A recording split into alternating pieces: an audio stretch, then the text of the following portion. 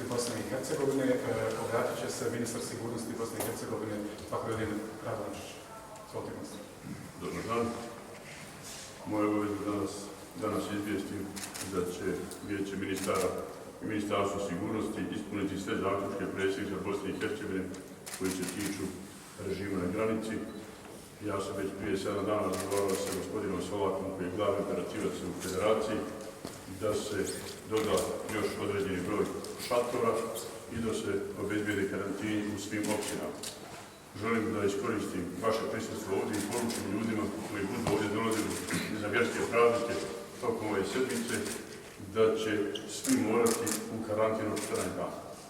Da li je to šatorski ili ne, odlučit će vlasti lokalno, ja mislim da će biti u šatorima, tako da zaista moramo raditi sve da spriječimo unos inficiranih osoba, odnosno ulaz u Bosnu i Hercegovinu.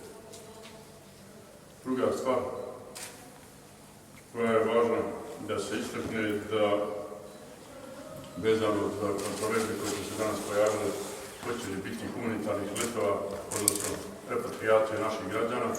Imamo u Vijeću ministara jednu vrstu prave nedoumice, da ne kažem neku težu riječ, da dopredsjedavajući gospodin Bevanda i ministri iz reda hrvatskog naroda smatraju da odluka koju smo mi donijeli se ne odnosi na tu vrstu letova i da svaki let koji znači potencijalnu opasnost od unosa virusa u Bosnu i Hercegovinu mora da odobri Vijeće ministara, a ne ministar sigurnosti na zahtjev Ministarstva vanjskih poslova. Ima dva moguća da prevaziđemo tu situaciju. Jedna je da Vijeće ministara u svojoj odluci koju je donijelo prije na samom početku marta dopuni jednu rečenicu da humanitarni letovi podrazumijevaju i repatrijaciju, odnosno povratak naših građana u Bosni i Hercegovini, a druga je da se za svaki let ponaosob organizira telefonska sjednica Vijeća ministara. Zavisi šta će sve predložiti predsjedavajući gospodin Tegeltija, ali sada je pravna situacija takva da moramo voditi računa i o legalnosti cijelog postupka. Nadam se da ćemo to u dan, dva razriješiti. Stojim vam na raspolaganju za konkretna pitanja. Izvolite. Pitanja Radio i televizija Republike Srpske. Gospodine Radončiću, pa zapravo da li je taj let u nedjelju večer sa današnjim informacijama i s ovim što nam govorite bio zakonit, da li je donijeta zakonita odluka sa vašeg aspekta vas u smislu odobravanja otvaranja Sarajevskog aerodroma? Mi smatramo da je gospođa Turković i ja to bio naravno legalno odobrenje leta. Gospodin dopredsjedavajući smatra da je o tome trebalo biti odluka Vijeća ministara, ali da bi izbjegli takve buduće situacije, imamo razumijevanje i za njegove stavove, mi moramo donijeti novu odluku Vijeća ministara ili ad hoc pojedinačne odluke Vijeća ministara za svaki let. Izvolite. Kolegica Jašarević, BN televizija. Oko ovog ulaska sad za praznike, koliko bude povećano, nije mi jasno da li postoji jednoobrazno rješenje. Čini mi se da je na terenu praksa mnogo drugačija. Neki ljudi ostaju u šatorima na granici. Neki se upućuju u svoje lokalne zajednice pa tamo borave ili u nekim sportskim dvoranama ili se upućuju u kući u samoizolaciju. Postoji li jedinstven pristup i ljudi koji bi došli ili ne bi došli su zbunjeni? Kako se to rješava? To je riješeno zaključcima predsjedništva Bosne i Hercegovine jučer, da sve bude jednoobrazno. U pravu ste, Republika Srpska je radila na jedan način, Federacija na drugi. Sada će biti praktično sve dovedeno u istu ravan. Svi moraju ili u šator ili u najbliži općinski ili opštinski karantin koji bude otvoren. Znači, svi ljudi koji dođu u Bosnu i Hercegovinu moraju biti 14 dana u karantinu. Nema samo izolacije kućne, nema? Ne, to su ukida. Izvolite. Jedno je pitanje, dnevni avaz, vezano je samo, nije ova problematika, a samo da nam komentirate ova dešavanja oko gospodina Šefika Pašagića, ljekara koji je preminuo u Sarajevu prije 2 dana, a vidjeli ste da se porodica oglasila u medijima, sinoć je Dom zdravlja izdao jedno saopćenje, CUS drugo. Pa samo jedan vaš komentar, evo, na šta se ovo... Prvo izjavljujem saučešće porodici. Lično sam znao gospodina, nedopustivo je da jedan ugledni ljekar možete misliti šta će se dešavati građanima koji su anonimni. 13 dana pokušava da uđe u koronu odjel jedne velike bolnice ili kliničkog centra. Mislim da nakon drugog slučaja u Sarajevu, tužilaštvo kantona Sarajevo treba da radi svoj posao. Ja se moram pozvati na okvirni zakon o zaštiti i spašavanju ljudi i materijalnih dobara u ovakvim situacijama i zatražiti od kantonalnog ministra da odmah napravi procedure koje će biti poznate i pacijentima i ljekarima, kome se pacijent javlja, koga prima, kako ga upućuje, na koji broj telefona, jer sada postoji zabuna da građani uopšte nemaju pojma kome da se javlja. Također, mora se izbjeći ovaj ping-pong, da ljekari, praktično dezerteri, ne žele da prime pacijenta. Imamo nedopustivu situaciju da veliki broj ljekara ide na bolovanje, da im to daju domovi zdravlja. Tužilaštva treba da ispitaju da li su to svojevrsni bjegovi od Hipokratove zakletve.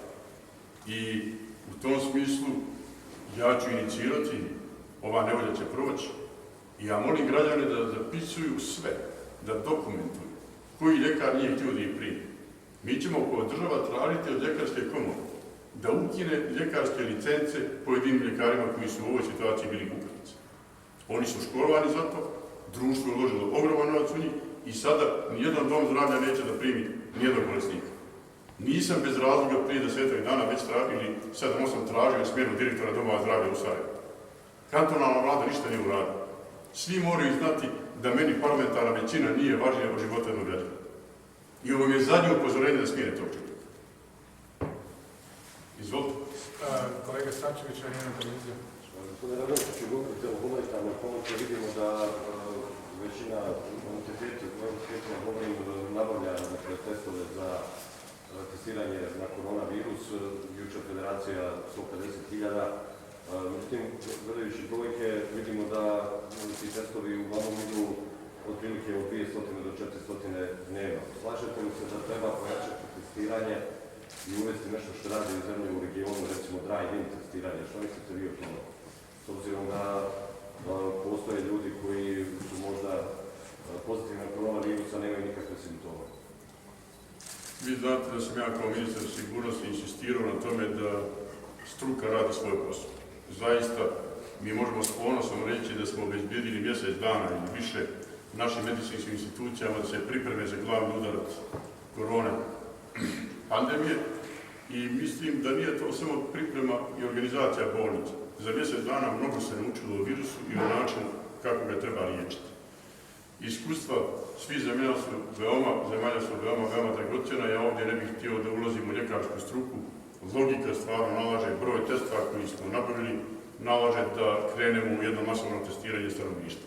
Na kantonalnim entitetskim kriznim štabovima je da to uz pomoć medicinske struke i nadležnih institucija što prije organiziraju, što više ljudi bude testirano, epidemija će se smanjivati. Sljedeće pitanje. Branimir Zekić, Al Jazeera. Ja bih se nakratko vratio na avione i repatriaciju. Naime, zbog ovoga spora oko nadležnosti vijeća ministara, da ili ne, može se steći dojam da vlast u Bosni i Hercegovini na neki način od sebe odriče odgovornost repatriacije, što zemlje u okruženju, a posvuda u svijetu zapravo rade na nekoj redovnoj bazi. Pitao bi vas zbog čega je problematičan avioprijevoz putnika ako je on najsigurniji u smislu stavljanja u karantenu direktno iz samog aviona i ako mi možete reći koji je vaš stav, na koji način taj problem da se optimalno riješi. Vi znate da sam se od početka zalagao za tezu da svaki građanin Bosne i Hercegovine ima pravo da uđe u Bosnu i Hercegovinu i ovdje se liječi. Problem sa direktno organiziranjem posebnih avionskih letova je da to i susjedne zemlje u većini slučajeva rade odlukom vlade. Meni ne smeta da oni dođu, ali svi moraju znati.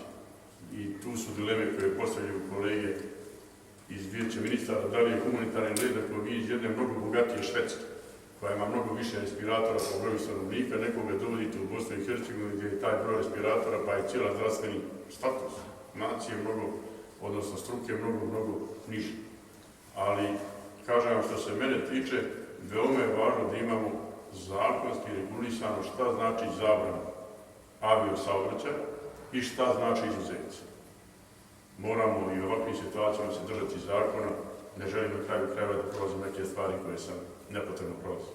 Dobro, je li ovo po vama izuzetak? Jeste li vi za to da se u Bosnu i Hercegovinu vraćaju građani Bosne i Hercegovine iz drugih dijelova svijeta, bez obzira koliko te zemlje imale respiratora odnosno na Bosnu i Hercegovinu? Ako možete konkretno. Medicinska struka će vam odmah reći da su oni protiv toga.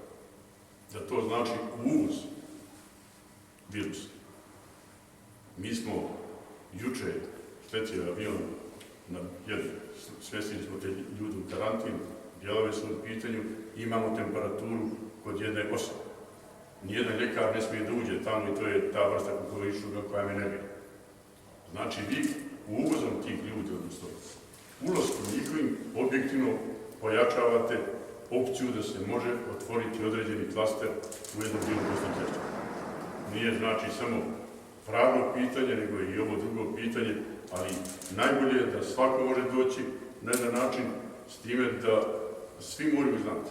Ako neko uđe u avion, njega dočekuje 5 ili 10 graničnih policajaca, pa ga dočekuje nekoliko vozača koji ga vodi u karantin, pa u tom karantinu već ima masa ljudi. Vi objektivno povećavate mogućnost širenja zaraze. Znači, što se tiče Ministarstva sigurnosti, kao što sam odobrio taj let, odobrit ću i svaki drugi, ako je to odluka Vijeća ministara ili ako u Vijeće ministara kaže da humanitarni let podrazumijeva repatrijaciju. Sada imamo jedan mali pravni vakuum po tumačenju gospodina Bevande, koji je dopredsjednik Vijeća ministara, mi to moramo respektovati i mi tražimo da se to jednostavno razjasni.